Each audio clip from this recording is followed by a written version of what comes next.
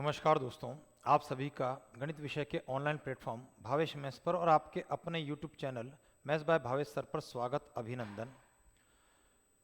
आज की इस क्लास में फिर से एक बार हम लोग डिफरेंशियल कैलकुलस के कुछ प्रश्नों की बात करना चाहते हैं। वैसे तो मोटे तौर पर हम लोगों ने काफ़ी कुछ चीज़ें है ना पिछली कई क्लासेस के अंदर कंप्लीट कर ली है, लेकिन एक क्लास और हम लोग आज लेने वाले हैं डिफरेंशियल कैलकुलस, और इसमें ग्रेजुएशन वाले पार्ट के कुछ प्रश्नों को और हम लोग बात कर रहे हैं। कुछ हो सकता है प्रश्नों का रिवीजन हो, कुछ नई चीज़ें भी हमारे सामने आ सकती है। तो चलिए, उम्मीद करता हूँ कि आप तैयार होंगे अपनी कॉपी और पेन को लेकर के, और चलिए आज के जो प्रश्न हैं उनकी शुरुआत करते हैं।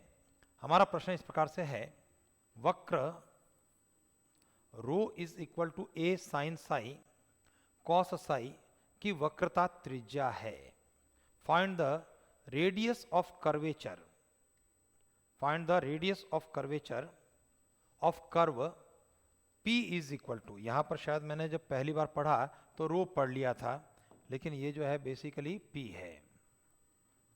ठीक है, find the radius of curvature of curve P is equal to a sine psi cos psi, वक्रता त्रिज्या क्या है।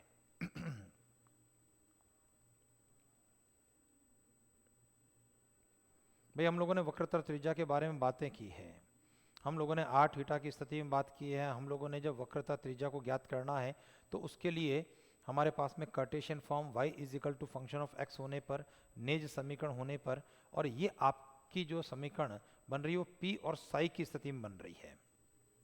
समझ गए भाई, पैडल इक्वेशन थी, वहां पर भी हमने बात की है। चलिए मनीषा जी, आपका आंसर जो है बिल्कुल सही आ रहा है, आपने अपना उत्तर दे दिया है। चलिए मैं इसको हल करने की कोशिश करता हूँ। भाई देखो, p बराबर ए साइन साई कॉस साई है और उसकी वक्रता त्रिज्या की बात करनी है। हम लोगों ने डिस्कस क्या किया है कि जब p is equal to some function of psi होता है होने पर वक्रता त्रिज्या रो किसके बराबर होता है? वक्रता त्रिज्या रो होती है p plus d two p upon d psi square हुआ करता है। हम इस फॉर्मूले का प्रयोग करने वाले हैं। जब p फंक्शन ऑफ साई है तो वक्रता त्रिज्या का फॉर्मूला है p plus d two p by d psi square. Manoj ji, आपने अपना आंसर बिल्कुल सही दिया है, लेकिन रिजल्ट आपने गलत कर दिया है। कैलकुलेशन उम्मीद करता हूं कि आपकी 100% करेक्ट है, लेकिन परिणाम देते समय थोड़ा सा आप चूक गए हैं। देखिए, अगर मैं यहां पर इनमें से कोई नहीं इसको हटा देता, देखिए ऑप्शन नंबर डी में चेंज करने की कोशिश कर रहा हूं आपके लिए, और इसको हटाकर डी 4p कर देता, तो मैं समझता हूं कि शायद मनोज जी अपना उत्तर सही दे देते। वापस से मनोज जी कोशिश करेंगे आप, यानी आपकी कैलकुलेशन 100% करेक्ट है, लेकिन हम लोगों ने उसको देते समय अपना रिजल्ट गलत दे दिया है। मैंने यहाँ चेंज कर दिया, चलिए ऑप्शन नंबर डी 4p कर दिया। अब बताइए मनोज जी क्या उत्तर है। खैर, हम आगे बढ़ते हैं। तो p इज इक्वल टू, देखो मैं इसको क्या करने वाला हूं कि a sine psi cos psi की बात आ रही है। पहला काम, मैं 2 से गुणा भाग कर लेता हूं, हमारे अवकलन करने में आसानी रहेगी। तो p इज इक्वल टू 2 से भाग इधर कर दिया a बाई 2 और गुणा 2 साइन साई और कॉस साई, जिसको कि हम लोग क्या लिखने वाले हैं, a बाई 2 साइन 2 साई। चलिए अवकलन करने की बात करते हैं, dp अपॉन डी साई, और जब dp अपॉन डी साई की बात करेंगे तो रिजल्ट क्या रहा हमारा, a बाई 2, और साइन का अवकलन क्या होगा, साइन का अवकलन होगा कॉस 2 साई, और 2 साई का हो गया 2, तो ये आपका कट गया, तो रिजल्ट रहा हमारा a कॉस ऑफ 2 साई। इसी क्रम के अंदर d2p bye D psi square, फिर दोबारा से हम अवकलन करने की बात करेंगे, तो a कॉस का क्या हो गया, माइनस साइन 2 साई, और 2 साई का वापस क्या हो गया, 2 हो गया, तो ये रिजल्ट रहा आपका minus of 2a sign 2 Sai. चलिए सर, अब मैं जब रो के अंदर इसकी बात करता हूं तो p को p रखा रहने देते हैं, और d2p by d psi square, हमारा जो रिजल्ट रहा वो रिजल्ट है माइनस में 2a साइन 2 साई की बात करता है। गौर कीजिए, p प्लस, इसको साइन 2 साई को मैं क्या लिख सकता हूं, ये बताइए मुझे आप, -2a। और जब मैंने 2 का गुणा भाग किया तो p is equal to a by 2 sine 2 psi रहा। तो मैं इसको इक्वेशन नंबर 1 मार्क करते हुए इक्वेशन नंबर 1 से साइन 2 साई का रिजल्ट 2p बाय a ले सकता हूं मैं। ठीक है, तो इक्वेशन नंबर 1 से साइन 2 साई को रिप्लेस करना है और ये जो रिजल्ट रहा वो रिजल्ट है 2p बाय a। a से a हमारा कट गया और रिजल्ट रहा p माइनस 4p और आपका रिजल्ट क्या रहा, -3p रो, -3p के बराबर आ गया। अब मुझे बताइए, जब अपना आंसर देना है, चूंकि त्रिज्या है, ध्रुवी है और त्रिज्या कभी भी नेगेटिव नहीं होती है, तो इसका मतलब रो किसके बराबर हो गया सर, रो 3p, क्योंकि यह ऑलवेज कैसी है, पॉजिटिव है। और अपने प्रश्न का आंसर क्या रहा, ऑप्शन नंबर सी 3p। देखिए त्रिज्या हुई, क्षेत्रफल हुई, आयतन हुआ, ये हमेशा कैसा होता है, पॉजिटिव हुआ करता है। अपना आंसर आपको पॉजिटिव फॉर्म के अंदर देना है। चलिए नेक्स्ट क्वेश्चन हमारा प्रश्न है, यदि z बराबर e to the power ax plus b y multiply by f of ax minus b y अगर है, तो b del z by del x plus a del z upon del y equals, z जो है e to the power ax plus b y f of ax minus b y है, तो b del z upon del x plus a del z upon del y किसके बराबर है। चलिए फटाफट जल्दी से,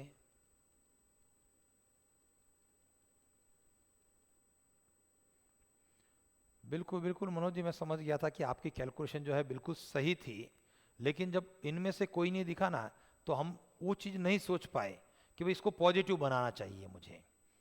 और अगर आपका इनमें से कोई नहीं है, तो इसका तो सीधी सी बात है कि भाई अपना उत्तर नेगेटिव आ रहा है, प्रश्न में कहीं नेगेटिव रिजल्ट है नहीं।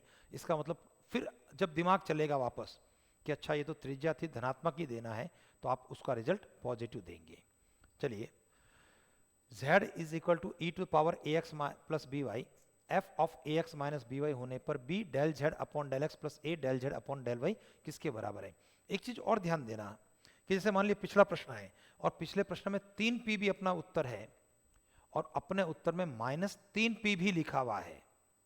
देखो अगर -3p नहीं लिखा हुआ तो 3p देना ही देना है, लेकिन 3p भी लिखा है और -3p भी लिखा है, उस स्थिति में फिर अपना आंसर आपको -3p ही देना है। ये बात भी और थोड़ा सा उसको ऐड करना अच्छे से। चलिए, हाँ मनीषा जी, दूसरे प्रश्न का आंसर जो आपने वो भी बिल्कुल सही दे दिया है, बिल्कुल सही जवाब है आपका। चलिए, इसकी कैलकुलेटिव है, बाकी कोई जो है टेक्निक नहीं है इस प्रश्न के अंदर, कैलकुलेशन आपको करनी है। देखिए z is equal to e to the power a x plus b y multiply by function of a x minus b y. मैं इसका partial differentiation with respect to x करता हूं, del z upon del x की बात करते हैं। तो देखिए ये u into v product rule की बात करनी पड़ेगी, तो पहला पद e to the power a x plus b y बाहर निकाल दें, दूसरे का अवकलन कर रहे हैं हम लोग, तो f dash a x minus b y, chain rule से ए एक्स का वापस अवकलन हो गया a के रूप में। ठीक है, अब मुझे बताइए b, अच्छा एक मिनट सर, ये तो आधा हुआ अभी तक, तो यानी पहला पद बाहर, दूसरे का अवकलन किया और a बाहर हो गया। अब प्लस दूसरा पद f बाहर निकाला, f of a x minus b y ये बाहर निकाल दिया, और अवकलन e to the power x का e to the power a x plus b y और चैन रूल से वापस a। मुझे बताइए क्या चीज कॉमन आ रही है इसमें, इसमें कॉमन आ रहा है a e to the power a x plus b y हमारा कॉमन निकल रहा है, और जब ये कॉमन निकल गया तो पीछे क्या बच गया, f dash a x minus b y plus f a x minus b y, ये आपका पीछे रह गया। ठीक है जी। चलिए सर, अब मैं बात करना चाहूंगा del z upon del y, y के रेस्पेक्ट में फिर वही प्रोडक्ट रूल, पहला पद e to the power a x plus b y बाहर निकाल दिया जाए, दूसरे का अवकलन करते समय f dash a x minus b y, और यहां पर चैन रूल लगाते हुए y के रेस्पेक्ट में है तो ये माइनस का b, प्लस दूसरा पद f of a x minus b y, ये हमने बाहर निकाल दिया, पहले का अवकलन e to the power a x plus b y, और वाई के रेस्पेक्ट के अंदर यहाँ पर बी होगा। चलिए यहाँ से भी कुछ चीज़ें कॉमन ले सकते हैं। इसी बीच मनोज जी, साक्षी जी दोनों के आंसर आ चुके हैं, दोनों सही उत्तर दे रहे हैं। यहाँ से कॉमन क्या लेना है? यहाँ से कॉमन लेना है b, e to the power a x plus b y, ये कॉमन ले लिया गया। तो क्या बच गया? माइनस ऑफ एफ डैश, देखिए बी के आगे का माइनस है, तो minus of f dash a x minus b y plus f of a x minus b y, ये आपका रिजल्ट हो गया। अब मुझे बताइए अपना जो रिजल्ट चाहिए वो b del z upon del x plus a del z upon del y, इनके मान रख देते हैं। इनके जो मान आने वाले हैं वो इक्वेशन नंबर 1 और इक्वेशन नंबर 2 से रख दिए जाएंगे हमारे। b से गुणा करने पर ये रिजल्ट आ रहा है a b e to the power a x plus b y f dash of a x minus b y plus f of a x minus b y. और इसका जब a से गुणा करेंगे, प्लस का निशान है, तो प्लस का a b e to the power a x plus b y minus of f dash a x minus b y plus f a x minus b y. ठीक है जी। चलिए इनमें से कुछ चीज़ें कॉमन निकाली जाएगी, और वो कॉमन है a b e to the power a x plus b y, common निकल गई। कॉमन निकलने के बाद f dash a x minus b y plus f a x minus b y, यहाँ से minus of f dash a x minus b y plus f a x minus b y हो गया। यहाँ पर देखेंगे तो f dash a x minus b y ये आपका कट गया है। तो कुल मिलाकर के रिजल्ट क्या हो गया?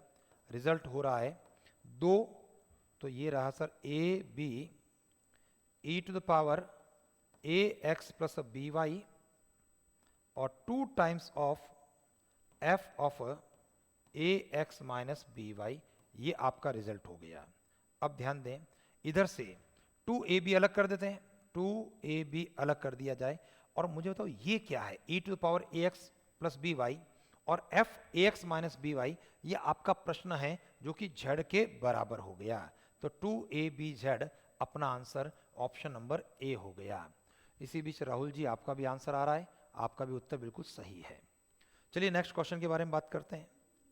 हमारा जो अगला प्रश्न है, चलो देखो इधर, कैटेनरी यानी वक्र कहो, कैटेनरी कहो, जो भी है, y is equal to c cos hyperbolic x by c की वक्रता समानुपाती है, यानी curvature is proportional to the curvature of catenary y is equal to c cos hyperbolic x by c, proportional to, और 4 ऑप्शन है कोटि के, यानी प्रोपोर्शनल टू ऑर्डिनेट, नंबर 2 कोटि के वर्ग के, proportional to the square of the ordinate, कोटि के व्युत्क्रम के, यानी the proportional to the reciprocal of ordinate, और ऑप्शन नंबर डी कोटि के वर्ग के व्युत्क्रम के, यानी proportional to the reciprocal of square of ordinate.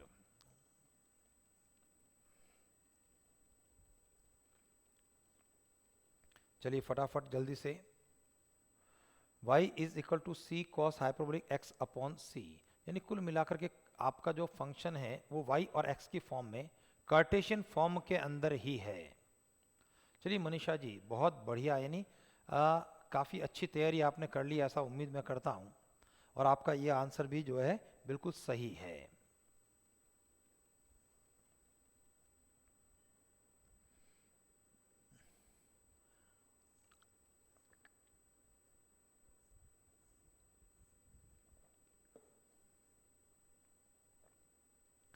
Manoj ji यहाँ पर कुछ गड़बड़ हो रही है, तो मनोज जी वापस से अपने आप को दोबारा से चेक करना है आपको।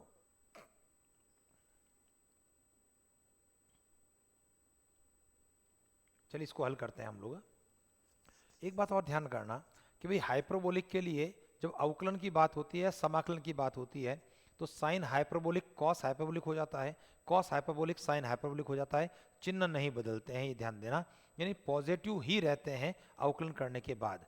मनोज जी नागर, दूसरे जो मनोज जी हैं, आपका आंसर भी जो है थोड़ा सा गलत आ रहा है, एक बार वापस से आपको भी चेक करना चाहिए। देखते हैं, हमारा प्रश्न इस प्रकार की बात कर रहा है, y is equal to c cos hyperbolic x by c है। जब मैं इसका अवकलन करूंगा dy बाई डी एक्स, गौर करना ये तो रहा c, कॉस का अवकलन sine hyperbolic x by c, और चेन रूल से x बाई सी का 1 अपॉन सी, तो ये c से c अपना कट गया है, तो dy बाई डी एक्स हमारे पास में आ गया, dy by d x is sine hyperbolic x by c है। अब दोबारा अवकलन करना है d2y by d x square, sine का हो गया cos hyperbolic x by c और चैन रूल से 1 बाई सी, तो ये इक्वेशन नंबर 1 हो गई, ये इक्वेशन नंबर 2 हो गई।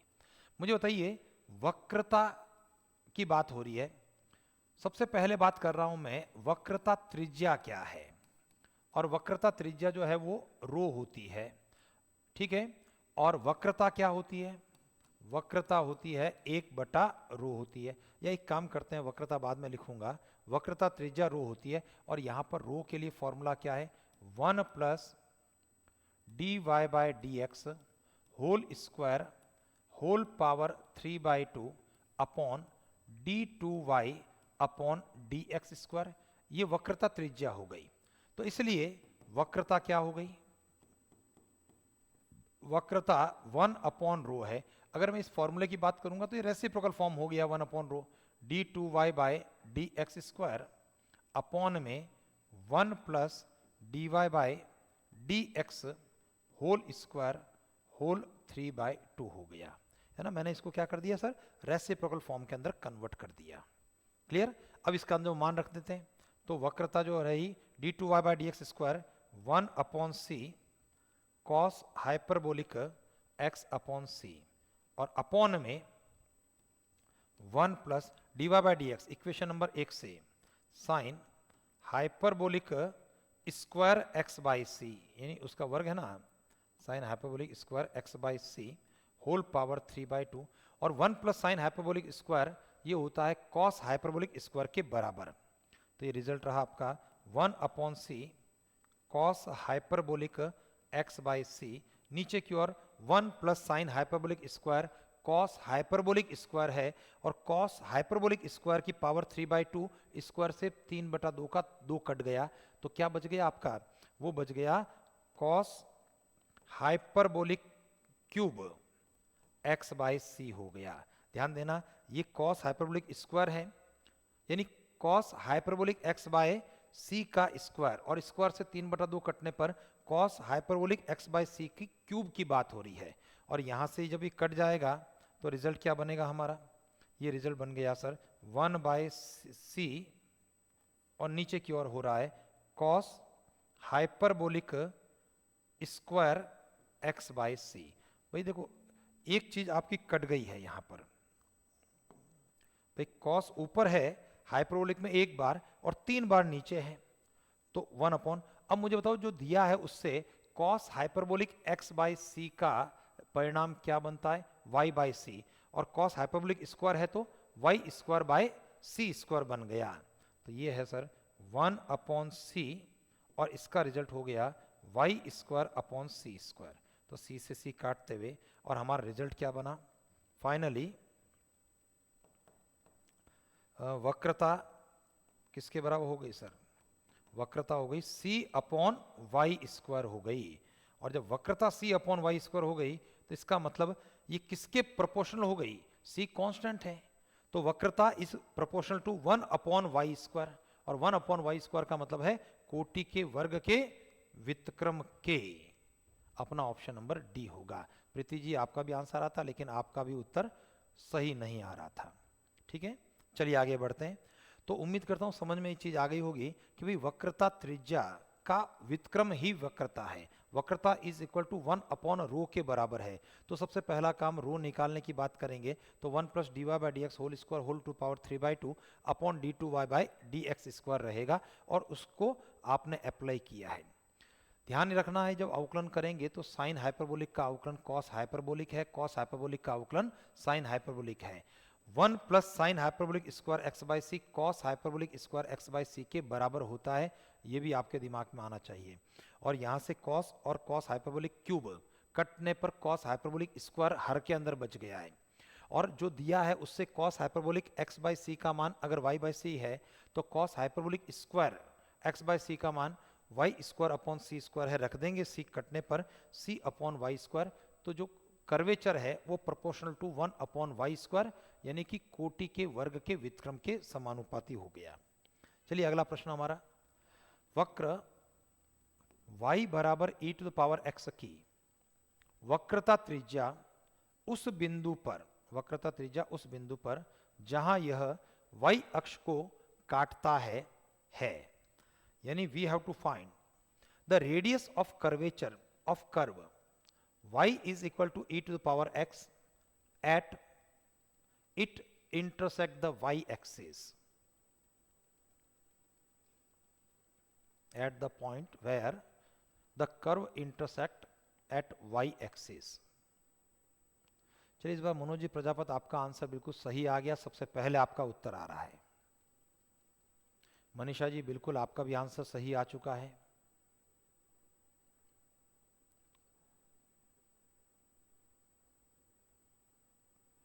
चलो इसको हल करते हैं। देखिए सर कुछ भी नहीं करना है, वक्रता त्रिज्या तो अभी अभी पढ़ी है हम लोगों ने, और अभी जो हमने प्रश्न पढ़ा उसमें वक्रता त्रिज्या का जो फॉर्मूला था वो y is equal to function of x के लिए तो था, तो वही चीज आपको अप्लाई करनी होगी। फॉर्मूला में भी कोई चेंज नहीं है।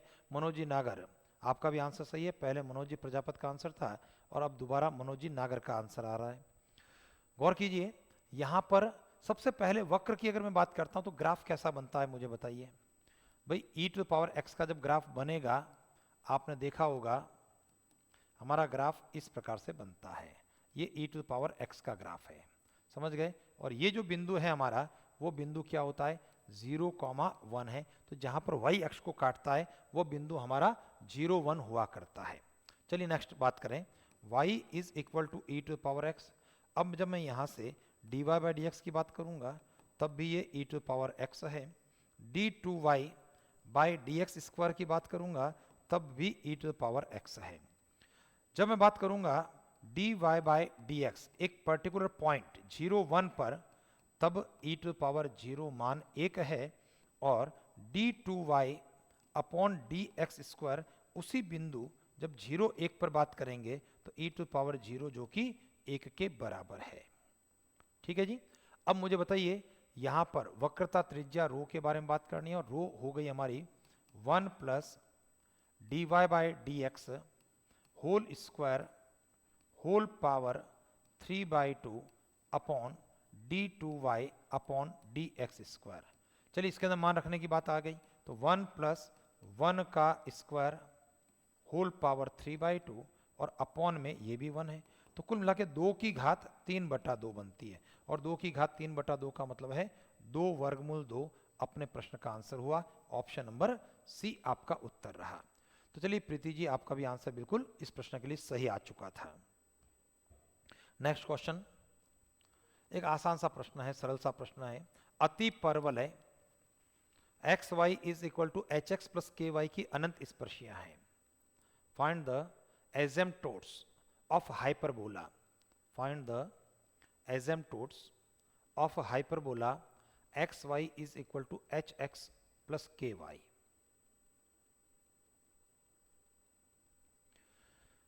चलिए मनीषा जी फिर से आपका आंसर बिल्कुल सही आ रहा है।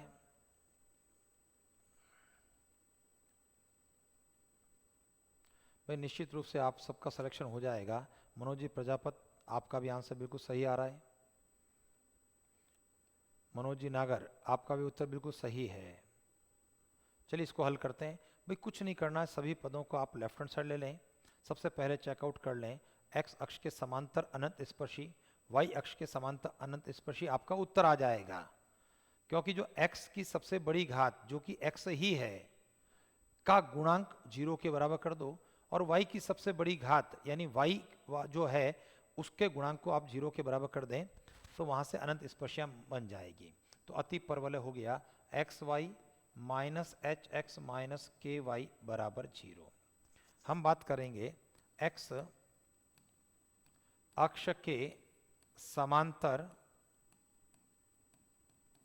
अनंत स्पर्शी, और इसके लिए क्या करने वाले हैं, y का गुणांक 0 के बराबर करें। देखो इसको रटना नहीं है कि भाई y का गुणांक 0 के बराबर करना, मैं बात करने वाला हूं y की सबसे बड़ी घात के पद के गुणांक को 0 के बराबर करना, समझ रहे हो। और चूंकि y की सबसे बड़ी घात y वाला ही पद है, इस कारण से हम y का गुणांक 0 के बराबर कर रहे हैं।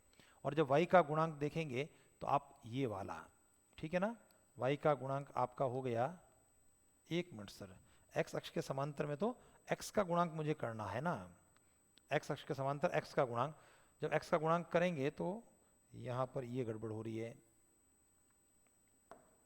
चलिए, तो यहां x का गुणांक हो गया आपका y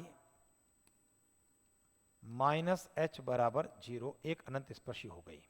और दूसरा y अक्ष के समांतर की बात करें, y अक्ष के समांतर अनंत स्पर्शी यानी कि y का सबसे बड़ी घात वाला पद जो कि यहां पर y है, उस y का गुणांक 0 के बराबर करें। और y का गुणांक 0 के बराबर करने पर x माइनस के बराबर 0, ये दो अपने आंसर हैं और जो अपना आंसर ऑप्शन नंबर सी के अंदर है। चलिए, आपके बाद में जो है राहुल जी, आपका भी आंसर इस प्रश्न के लिए आ चुका है। साक्षी जी, आपका भी उत्तर सही है। चलिए नेक्स्ट क्वेश्चन के बारे में बात करें। हमारा प्रश्न है, यदि u बराबर sec इनवर्स x बटा y plus cosec inverse y बटा x हो तो x del u by del x plus y del u upon del y किसके बराबर है। चलिए प्रीति जी, आपका आंसर इस बार सबसे पहले आ रहा है, बिल्कुल सही है। मनीषा जी, आपका भी आंसर बिल्कुल सही आ चुका है। मनोज जी प्रजापत, आपका भी उत्तर आ चुका है। साक्षी जी, आयुष जी, आपके भी आंसर बिल्कुल सही आ चुके हैं। चलिए, कुछ भी नहीं करना है सर, हमारे दिमाग में आना चाहिए u is equal to sec inverse x बटा y plus cosec inverse y बटा x। आपके दिमाग में आना चाहिए कि ये है 0 घात, है ना, का फलन है, और ये जी भी क्या है, 0 घात का फलन है। और जब दोनों ही 0 घात के फलन है, अपना आयलर प्रमेय क्या कहता है, हमारा आयलर प्रमेय ये कहता है x del u by del x plus y del u upon del y is equal to n u कहा करता है आयलर प्रमेय। लेकिन n का मान 0 हो गया तो 0 का u के साथ में गुणा, और आपका आंसर क्या हो गया सर, 0 हो गया। ऑप्शन नंबर डी आपके प्रश्न का उत्तर रहा। क्लियर है। चलिए यहां पर राहुल जी थोड़ा सा मिस्टेक हो गई आपसे, n आपने एक घात का पद लेते हुए अपना उत्तर b दे दिया, जबकि हकीकत में क्या है कि भाई 0 घात का पद है। क्योंकि यहां देखिए x अपॉन वाई 1 माइनस 1 घात 0 हो गई है। एक घात का पद कब माना जाता, जब यहां पर x का गुणा होता, इधर आपका y का गुणा होता, तब मैं इसको एक घात का पद मानता, समझ गए, एक घात का समघात पद। लेकिन ऐसा हुआ नहीं, तो इसका मतलब ये पद जो है 0 घात का पद था, n का मान 0 से उत्तर आपका 0 रहा। नेक्स्ट क्वेश्चन, वक्र P बराबर function of R, parallel equation है, P और R के पदों की समीकरण। वक्र P बराबर FR के लिए ध्रुवांतर रेखा के लंबवत वक्रता जीवा की लंबाई कितनी है। The length of chord of curvature perpendicular to polar line of curve P is equal to function of R।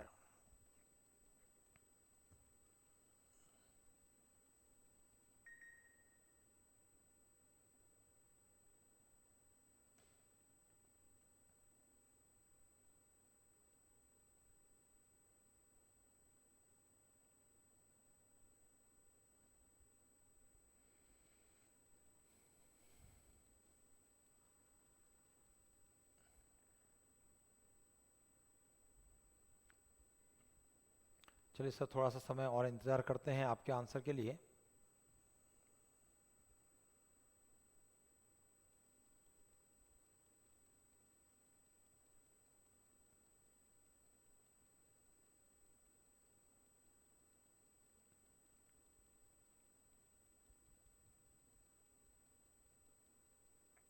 चलिए मनीषा जी अपना आंसर दे रहे हैं। मनीषा जी थोड़ा चूक गए इस बार, है ना। एक बार वापस से कोशिश करेंगे, ट्राई करेंगे। आपका आंसर गलत आ गया।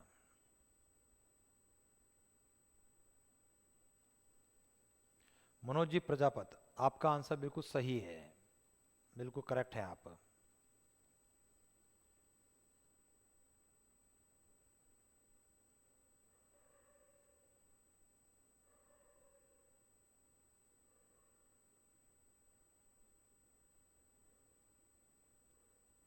चलिए वर्षा जी, आपका भी आंसर करेक्ट आ रहा है। साक्षी जी को वापस से चेकआउट करना चाहिए, है ना, दोबारा से चेक करें। चलिए मैं इसको हल कर लेता हूँ। देखिए सर, इस प्रकार का प्रश्न अगर आपने ध्यान दिया हो तो मैंने पिछली क्लास में भी करवाया था, लेकिन मनीषा जी दोबारा कमेंट आपका, फिर चूक गए। ठीक है, दोबारा से आप चूक गए हैं, कोशिश करें फिर से एक बार। तो मैं जो बात कर रहा था कि पिछली क्लास में हम लोगों ने इसी प्रकार के प्रश्न की बात की थी, जब p बराबर फंक्शन ऑफ r था, लेकिन वहां पर कौन सी वक्रता जीवा की लंबाई थी? ध्रुव से जाने वाली वक्रता जीवा की लंबाई थी, याद रखना। ध्रुव से जाने वाली वक्रता जीवा की लंबाई थी, और यहां पर ध्रुवांतर रेखा के लंबवत वक्रता जीवा है। दोनों में केवल फॉर्मूले का अंतर है, बाकी आपका 100% प्रोसेस वही है। गौर कीजिए कैसे। हम बात करेंगे ध्रुवांतर रेखा के, ध्रुवांतर रेखा के लंबवत वक्रता जीवा की लंबाई, और ये फॉर्मूला है आपका 2 रो कॉस फाई। ध्यान दीजिए, केवल इस फॉर्मूले के अंदर अंतर रहा। जब ध्रुव से जाने वाली वक्रता जीवा की लंबाई है तो 2 रो साइन फाई था, और यहां पर 2 रो कॉस फाई है। केवल साइन फाई के स्थान पर कॉस फाई है। मैं फिर से रिपीट कर रहा हूं, वक्रता जीवा की लंबाई के दो फॉर्मूले, एक है 2 रो साइन फाई, ये वो वक्रता जीवा है जो ध्रुव से होकर गुजरती है, और 2 रो कॉस फाई ये उस वक्रता जीवा की लंबाई है जो ध्रुवांतर रेखा के लंबवत होती है। तो ध्यान रखना, बस बाकी का प्रोसेस के अंदर वही चीज है सर। आपको रो निकालना है और कॉस फाई का मान निकालना है। जब आपका प्रश्न P is equal to f r pedal equation है, तो रो के लिए हमारा फॉर्मूला है r d r by d p, formula हुआ करता है रो के लिए। तो चलिए, अब चूंकि P एफ आर है तो dp बाय डी आर क्या हो गया? एक मिनट सर, ये वापस हटाते हैं। तो dp बाय डी आर अवकलन करने पर f डैश आर हो गया। ठीक है, तो बताइए रो किसके बराबर हो गया? रो हो गया r, और d r by d p है, यानी इसका reciprocal 1 upon f dash r हो गया। तो रो तो ये निकल गया। नंबर दूसरी बात है, हम जानते हैं कि भी स्पर्श रेखा पर डाले लंब की जो लंबाई होती है p, p किसके बराबर होती है? p होती है r साइन फाई के बराबर, ये हमने पढ़ा है। तो यहां से साइन फाई निकल रहा है, और साइन फाई क्या निकल रहा है? p बटा r। मुझे चाहिए कॉस फाई का मान इस बार। पिछले प्रश्न में तो हमने सीधा सीधा इस मान को रख दिया था, और इस मान को रख करके r से r काटते हुए p को एफ आर कर दिया था, और आपका 2 f r upon f dash r, अगर आपने ध्यान दिया हो, इस प्रकार का उत्तर ध्रुव से जाने वाली वक्रता जीवा की लंबाई के लिए था। अब यहां पर sine phi p by r की बात हो रही है। साइन स्क्वायर, मैं कॉस का मान निकालना चाहता हूं, sine square phi plus cos square phi is equal to 1 होता है। ये हो गया sir p square upon are square plus cos square phi, ये 1 के बराबर हो गया। कॉस स्क्वायर फाई हो गया 1 minus P square upon are square, R square लसा पर लेते हुए R square minus P square. चलिए मान रखते हैं, तो मान रखना है मुझे। तो अपना आंसर क्या बन रहा है? हमारा आंसर बन रहा है 2 रो का मान आर बटा एफ डैश आर, और कॉस फाई का मान, कॉस फाई देखो वर्गमूल करना पड़ेगा, तो वर्गमूल में r square minus P square बटा आर, तो कुल मिला के आर से आर कट गया और अपना रिजल्ट क्या रहा, 2 एफ डैश आर वर्गमूल आर स्क्वायर माइनस पी किसके बराबर है, पी जो है एफ आर है, तो पी स्क्वायर क्या होगा, एफ आर का होल स्क्वायर। ये अपने प्रश्न का उत्तर रहा और ये आपका आंसर कहाँ है, ऑप्शन नंबर बी में है।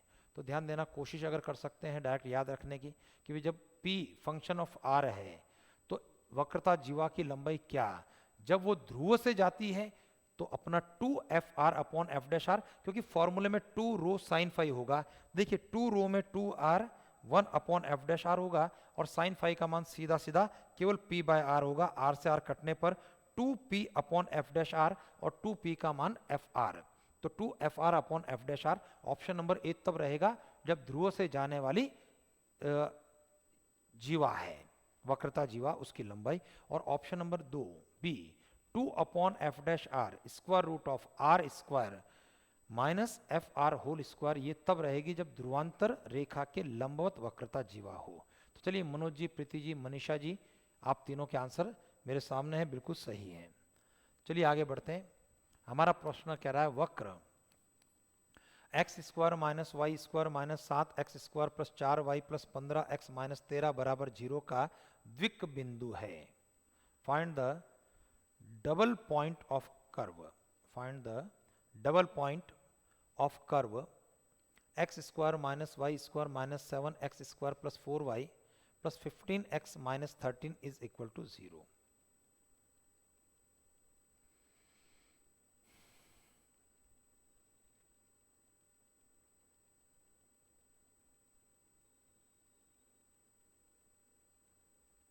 भाई द्विक बिंदु को ज्ञात करने के लिए क्या करते हैं, पार्शियल डिफरेंशिएशन करते हैं with respect to x, partial differentiation with respect to y करते हैं।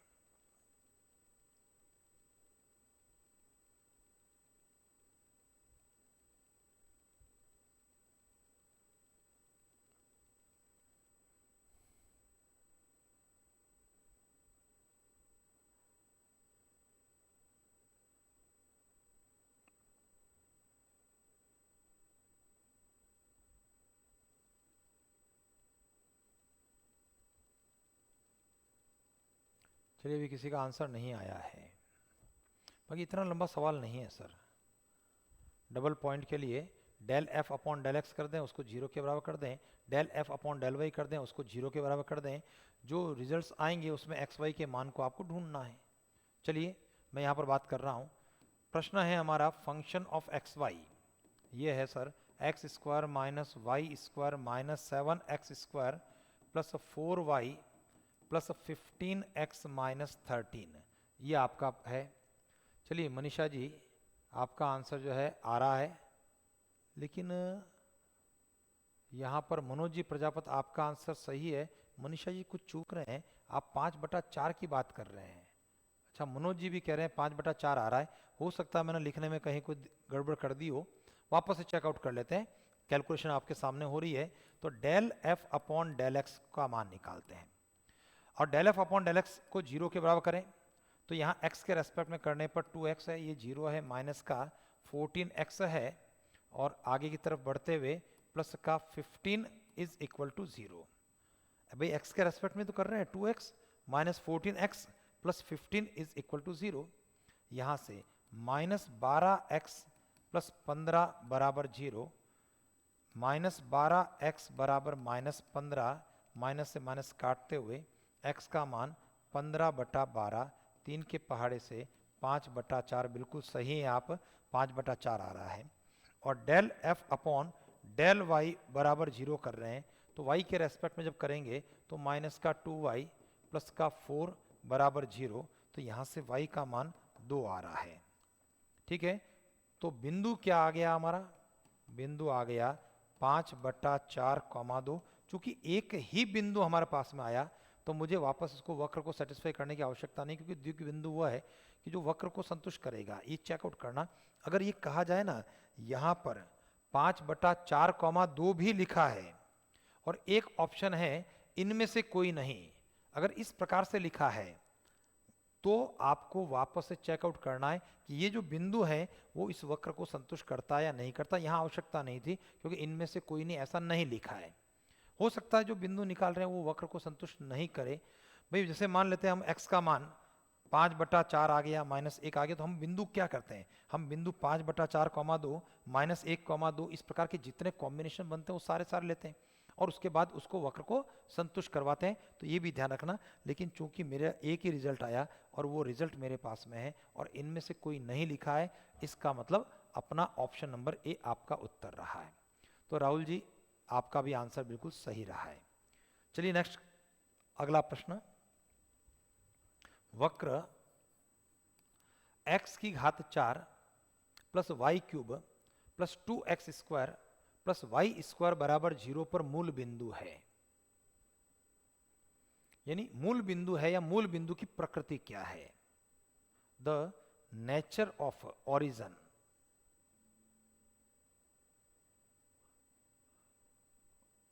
Of curve at curve x to power 4 plus y cube plus 2x² plus y square is equal to 0।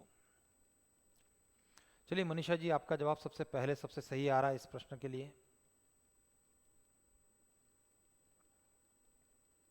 भाई मूल बिंदु कैसा है, मूल बिंदु की प्रकृति क्या है, आपको ज्ञात करना है।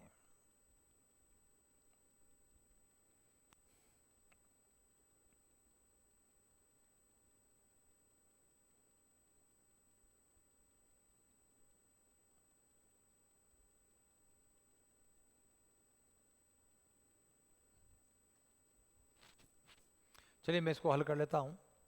देखिए सर, हमारे पास में फंक्शन ऑफ एक्स वाई है x की घात 4 plus y cube plus 2x² plus y square है। देखिए तीन चीजें हमारे द्वारा की जाती है। एक तो हम करते हैं del f upon del x, इसका मान क्या हो रहा है 4x³ x के रेस्पेक्ट में प्लस में 4x। फिर हम लोग करते हैं del 2f upon del x², जो कि रिजल्ट आएगा 12x² प्लस 4। फिर मूल बिंदु से इसको संतुष्ट करवाने की बात करता हूं, del 2f upon del x², 0 0 पर जब संतुष्ट करवाएंगे तो ये रिजल्ट आपका आ गया 4। एक चीज तो ये हो गई। और आपने देखा होगा कि del 2f upon del x², इसको हम r के द्वारा रिप्रेजेंट किया भी करते हैं, ठीक है ना। जब हम लोग maximum minima in two variables की बात करते हैं तो इसको हम लोग r पढ़ा करते हैं, ये ध्यान रखें। चलिए वापस से दोबारा अब मैं del f upon del y करना चाहता हूं और del f upon del y के रेस्पेक्ट में जब करेंगे तो ये होगा 3y² प्लस में 2y हो गया। अब यहां से दो रास्ते निकालने हैं मुझे। एक रास्ता निकालना है del 2f upon del x del y, यानी x के रेस्पेक्ट में करना चाहता हूं मैं इसको दोबारा, तो x के रेस्पेक्ट में तो ये 0 आ गया। और दूसरा del 2f upon del y² y के रेस्पेक्ट में करने पर ये रहा 6y प्लस 2। अब यहां पर चूंकि वेरिएबल है इसको सेटिस्फाई करवाऊंगा, del 2f upon del y², 0 0 संतुष्ट करवाने पर परिणाम कितना रहा 2 रहा। अब ध्यान दीजिए हमारे पास में स्थितियां क्या बनती है, वे तीन स्थितियां बना करती है। हम del 2f upon del x del y की बात करते हैं। ये जो रिजल्ट है हमारा del 2f upon del x del y, अगर ये ग्रेटर देन होता है del 2f upon del x², del 2f upon del y², इनसे ग्रेटर देन होता है तो क्या स्थिति बनती है हमारी, ये बनती है सर नोड। समझ गए। अच्छा, दूसरा बराबर होने पर ये क्या बनता है हमारा उभयाग्र कस्प। और लेस देन होने पर क्या बनती है हमारी स्थिति, है ना, विलगित कंजुगेट या वियुक्त बिंदु बनता है। तो मुझे बताइए यहां पर कौन सी स्थिति लग रही है, 0 है और ये 4 और 2 का गुणा कितना है 8 है। तो हमारा रिजल्ट क्या बन रहा है, यहां जो स्थिति नंबर तीसरी बन रही है del 2f upon del x del y is less than del 2f upon del x² गुणा del 2f upon del y²। जब ये स्थिति आपकी बन गई तो इसका मतलब क्या हो रहा है, यह वियुक्त बिंदु की बात हो रही है। तो उम्मीद करता हूं कि आपके दिमाग में चीज आ गई है और आपके आंसर्स भी आ रहे हैं, है ना। प्रीति जी आपका भी आंसर सही है, मनोज जी प्रजापत आपका भी आंसर बिल्कुल सही है। चलिए सर, अगले प्रश्न के बारे में बात करना चाहेंगे। हमारा जो अगला प्रश्न है वो इस प्रकार से, वक्र x की घात 7 प्लस 2x की घात 4 plus 2x cube y plus x square plus 2xy plus y square बराबर 0 की मूल बिंदु पर प्रकृति क्या है। चलिए सर जल्दी से आप इसको हल करें, जब तक एक कॉल में अटेंड कर लेता हूं।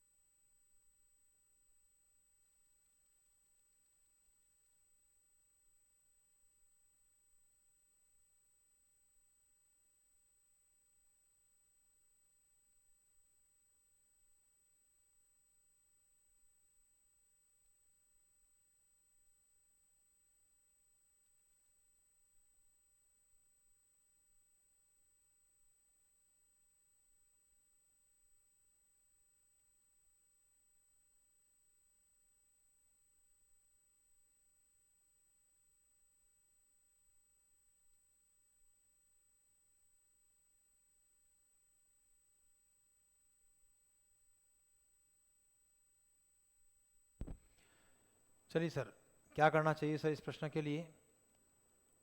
भाई हमारा जो आंसर के अंदर प्रीति जी अपना ऑप्शन नंबर ए दे रहे हैं, देखते हैं सर क्या स्थिति बन रही है। तो देखो, हमारा प्रश्न है वक्र आपके पास में है, मूल बिंदु पर वक्र की प्रकृति की बात की जा रही है।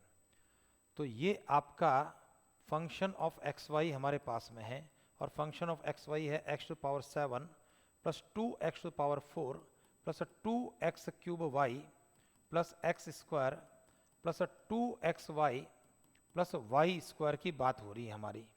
क्लियर है ना। चलिए यहाँ पर जो है मनोज जी नागर, मनोज जी प्रजापत आपके आंसर सही आ रहे हैं, मनीषा जी प्रीति जी ऑप्शन नंबर ए की बात कर रहे हैं। तो चलो देखते हैं सर, इसमें यहाँ पर नोड की बात कर रहे हैं मनीषा जी, प्रीति जी ऑप्शन ए की बात कर रहे हैं। मैं यहाँ पर del f upon del x की बात करता हूँ, और जब del f upon del x की बात करें तो क्या कर सकते हैं सर अपन इसमें, भाई यहाँ पर कुछ गड़बड़ सा लग रहा है मुझे। 7x की घात 6 प्लस 8x की घात 3, x के रेस्पेक्ट में 4 एक्स स्क्वायर वाई प्लस में 2x प्लस में 2y। क्लियर है। यहां पर हम करना चाहेंगे del 2f upon del x square. तो 6 7 42 x की घात 5 plus 24 x square plus 8xy plus 2। ठीक है ना। और जब मैं इसको सेटिस्फाई करवाता हूं del 2f upon del x square के साथ में 0 0 पर, तो स्थिति क्या बन रही है हमारी, 2 बन रही है। तो ये तो रिजल्ट हो गया आपका 2 के बराबर। ठीक है। यहां पर एक भाई आवाज तो आनी चाहिए राहुल जी, है ना, आवाज बिल्कुल स्पष्ट आ रही है, दूसरे किसी विद्यार्थियों की शिकायत नहीं आ रही है, और मैं देख भी रहा हूं कि बिल्कुल आवाज के अंदर शायद कोई दिक्कत नहीं है। चलिए अब वापस से बढ़ते हैं हम लोग इस प्रश्न को हल करने के लिए। Del f upon del y की अगर बात करता हूं तो y के लिए पहला दूसरा पद चला गया, 2x क्यूब हो गया और प्लस में 2x प्लस 2y हो गया। ध्यान दीजिए ये रिजल्ट जो रहा आपका 2x cube plus 2x plus 2y हो गया। अब यहां से दो चीजें, del 2f upon del x del y की बात करता हूं मैं, del x del y, x के रेस्पेक्ट में जब करेंगे तो x के रेस्पेक्ट में करने पर क्या आ रहा है हमारा 6x स्क्वायर प्लस 2। तो ये sir del 2f upon del x del y, ये भी 0 0 के ऊपर 2 के ही तो बराबर बन रहा है हमारा। और आगे बढ़ते हुए del 2f upon del y square जब करेंगे y के रेस्पेक्ट में तो ये 2 बन रहा है। अपने चाह रहे थे कि ये लेस देन बने, है ना, ऐसा बना नहीं। ठीक है जी, तो ये तीनों चीजें आपके पास में आ गई, del 2f upon del x square आ गया, del 2f upon del x del y आ गया और del 2f upon del y square आ गया। मुझे बताइए यहां जो स्थिति बन रही है उसमें क्या बन रही है सर हमारी, del 2f upon del x del y, इसका होल स्क्वायर बराबर हो रहा है आपका del 2f upon del x square और del 2f upon del y square के बराबर आपका बन रहा है। इसका मतलब ये क्या हो रहा है सर, ये आपका कस्प है, उभयाग्र है।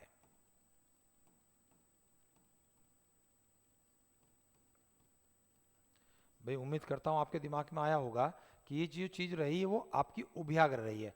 देखो यहां पर कि del 2f upon del x del y, Manoj ji Nagar और मनोज जी प्रजापत एक बार वापस कमेंट करें आपने अपना उत्तर सी क्यों दिया है यहाँ पर।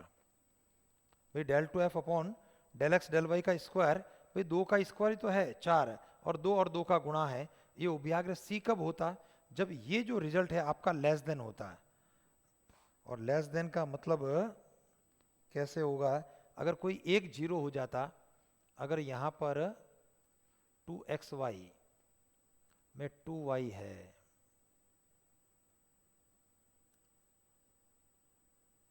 यहां पर अगर मैं करता हूं 2x और 2x का ये 0 फिर ये 0, ठीक है सर, ये बेसिकली आपका उभयाग्र है। क्लियर है।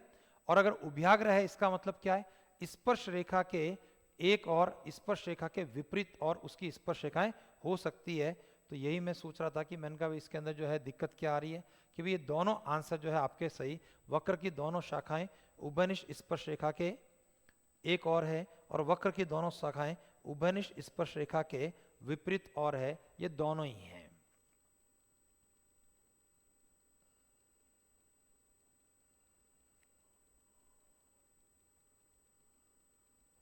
चलिए मनोज जी अपना कमेंट कर रहे हैं आंसर यही है, पर ऑप्शन में नहीं था इसलिए ऑप्शन।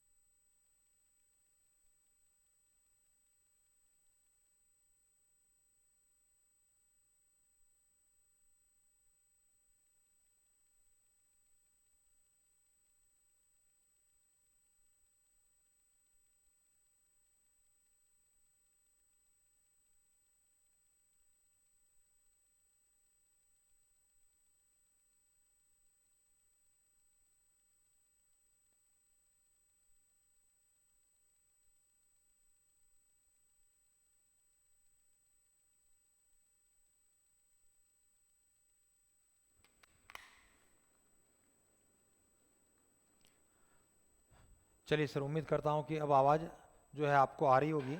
तो कुल मिलाकर के ध्यान देना कि भाई ये जो चीज़ है आपके उभयाग्र वाली स्थिति बनती है और उभयाग्र के अंदर जो वक्र की शाखाएं होती है वह स्पर्श रेखा के एक और भी हो सकती है, स्पर्श रेखा के विपरीत और भी हो सकती है। तो अपना ऑप्शन नंबर ए और बी ये दोनों ही जो है अपने बोनस वाला प्रश्न है, ऐसा समझ सकते हैं आप। चलिए नेक्स्ट क्वेश्चन के बारे में बात करें। हमारा प्रश्न है वक्र y स्क्वायर बराबर 4x कि बिंदु 1,2 पर वक्रता केंद्र क्या है ना, सेंटर ऑफ कर्वेचर की बात कर रहा है, और वक्र है y स्क्वायर बराबर 4x, बिंदु है 1,2 और वक्रता केंद्र आपको निकालना है, सेंटर ऑफ कर्वेचर की बात करनी है। चलो करो फटाक से।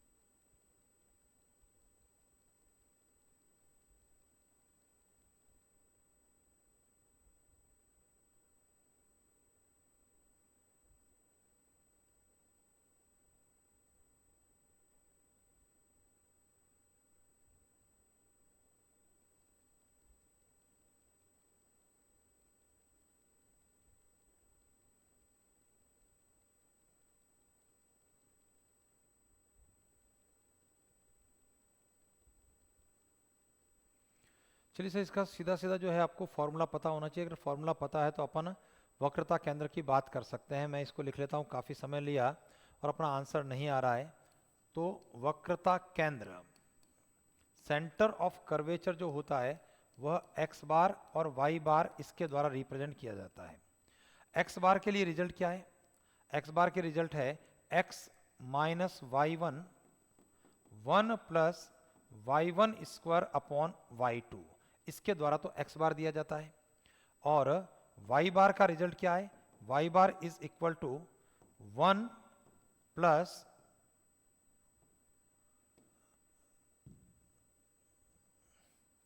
One plus y1 square upon y2, इसके द्वारा जो है अपना y बार दिया जाता है। चलिए यहाँ पर मनोज जी प्रजापत आपका आंसर सही है। मनीषा जी वापस से अपना आंसर आप दोबारा से चेक करेंगे, ठीक है ना। तो चलिए, जब मैं इसको हल करता हूँ तो स्थिति क्या रहेगी हमारी? सबसे पहले y स्क्वायर बराबर 4x की बात हो रही है, अवकलन करने पर 2y dy by d x बराबर 4 की बात हो गई। 2 से 4 कट गया 2 बार, तो यहाँ पर dy बाई डी एक्स निकल के आ रहा है 2/y के रूप में। और इसका जब अवकलन दोबारा करूँगा d2y by d x square की बात करें तो बताइए क्या स्थिति रहेगी? d2y by d x square अवकलन करने पर 2 1 अपॉन वाई का माइनस 1 अपॉन वाई स्क्वायर, और फिर y का dy बाई डी एक्स मान रखने की बात कर लेते हैं, तो माइनस 2/y स्क्वायर, और dy बाई डी एक्स हो गया आपका 2 अपॉन वाई। वैल्यूज को रखने पर dy बाई डी एक्स बिंदु है हमारा 1,2, तो ये हो गया 2/2 1 के बराबर हो गया, ठीक है। और यहाँ पर भी d2y bye D x square की बात करेंगे, और बिंदु है हमारा 1,2 रखने पर y के स्थान पर 2 रखना है, तो ये रहा -4/4 गुणा 2 कट गया, और ये रिजल्ट रहा माइनस का 1/2 जो कि y2 का मान है। तो मुझे बताइए अब यहाँ पर वक्रता केंद्र क्या रहा? वक्रता केंद्र हमारा रिजल्ट इस फॉर्मूले में मान रख दें, x minus y1 1 plus y1 square upon y2। देखिए सर, जैसे ही मान रखा x के स्थान पर बिंदु 1 है, माइनस y1 के स्थान पर कहाँ गया सर? y1 है d y by d x का मान है ये 1 गुणा 1 प्लस 1 का स्क्वायर 1 अपॉन y2 माइनस 1/2। चलिए माइनस से माइनस कट गया आपका, तो ये रिजल्ट रहा 1 प्लस, देखिए ये 4 हो गया, आप देख पा रहे हैं, आप माइनस से माइनस कट गया, 2 का भाग और गुणा, और 2 का गुणा, आपका रिजल्ट क्या रहा? 4। तो ये x कोऑर्डिनेट तो आपका 5 हो गया।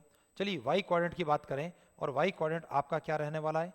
y कोऑर्डिनेट रहेगा y plus 1 plus y1 square upon y2 रहेगा।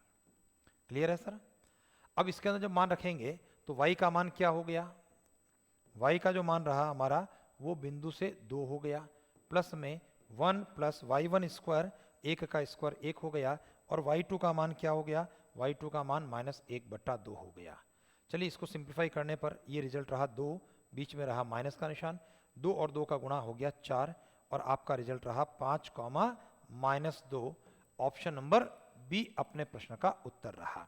वक्रता केंद्र के लिए क्या है भाई, सीधा सीधा आप dy बाई डी एक्स याद करें, y1 का रोल प्ले करेगा, d2y by d x square याद करें, y2 का रोल प्ले करेगा, और वक्रता केंद्र के लिए डायरेक्ट फॉर्मूला अगर होगा तो अपने प्रश्न का आंसर आएगा। चलिए मनोज जी प्रजापत कमेंट कर रहे हैं 1 की जगह y आएगा। मनोज जी y ही लिखा है, y plus 1 plus y1 square upon y2, है ना, कहीं और गलती कर दी क्या मैंने? अच्छा, आप इस कमेंट की बात कर रहे होंगे। ये जो स्थान है बिल्कुल यहाँ पर 1 के स्थान पर y ही आएगा, y लेकर के ही सॉल्व अपन ने किया है, लेकिन यहाँ पर y plus 1 plus y1 square upon y2, ये y ही आपका रहने वाला है सर, ठीक है ना। तो चलिए आज की क्लास के साथ में जो हम लोग जो है इसको डिफरेंशियल कैलकुलस ये टॉपिक, ये चैप्टर हम लोग ख़त्म कर रहे हैं, बुक्स कंप्लीट कर रहे हैं। और अगली क्लास के अंदर जब हम लोग मुलाकात करें तो मैट्रिक्स और डिटर्मिनेंट्स दोनों को कंबाइंड रूप से लेकर के चलेंगे।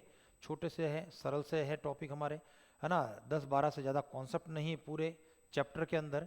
तो मैट्रिक्स और डिटर्मिनेंट्स हम लोग डिस्कस करने वाले हैं, ठीक है ना। और मैं उम्मीद करता हूँ कि 2 क्लासेस लेंगे तो मैट्रिक्स डिटर्मिनेंट्स हो जाएंगे, फिर छोटी छोटी किताबें हम लोग ले लेंगे। और इंटीग्रल कैलकुलस और डिफरेंशियल इक्वेशन सबसे लास्ट के अंदर, बात के अंदर हम लोग ले लेंगे, ठीक है ना।